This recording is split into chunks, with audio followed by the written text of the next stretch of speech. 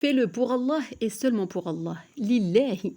Fais tous tes actes fi sabilillah. Prends la récompense avec une intention sincère dans tous les actes de ta vie.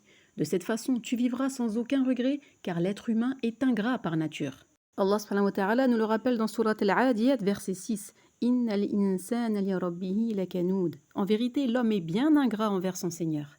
Alors que dire envers les créatures? L'ingratitude ne touche pas forcément que l'amitié. Les enfants peuvent aussi faire preuve d'ingratitude. Les parents, le mari, la famille, les collègues, bref. Tout ce que tu fais, fais-le pour Allah et seulement pour ton Seigneur.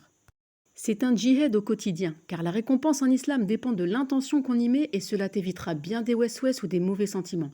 Car quand tu fais quelque chose seulement dans le but de plaire à Allah Azzawajal, eh bien en cas de déception ou de trahison, tu seras plus à même d'accepter ton épreuve, sans haine et sans rancune. Car quand tu fais du khir pour une personne, ton intention doit être de le faire dans le seul et unique but de satisfaire Allah Azzawajal. Ne néglige rien dans tes actes d'adoration, car ils ne se résument pas à la prière, au jeûne, au saddaqa ou à la lecture du Coran, qui peuvent devenir des actes mécaniques sans saveur au fil du temps, si nous ne renouvelons pas nos intentions, justement, ou encore pire, des adorations faites par ostentation et qui se verront ainsi rejetées. Notre quotidien est constitué d'actes d'adoration si, et seulement si, on y met l'intention sincère pour Allah.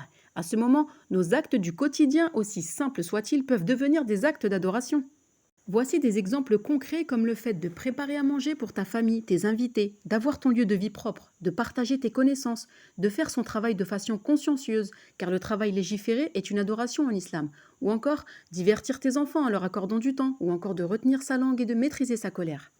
D'ailleurs, n'hésite pas à partager en commentaire des exemples du quotidien qui peuvent être des actes d'adoration. À nous de faire les causes pour être gagnants ici-bas et dans l'au-delà. Qu'Allah Azzawajal pardonne nos erreurs, nos fautes et nos manquements et qu'il nous accorde une intention sincère. Allahumma amin.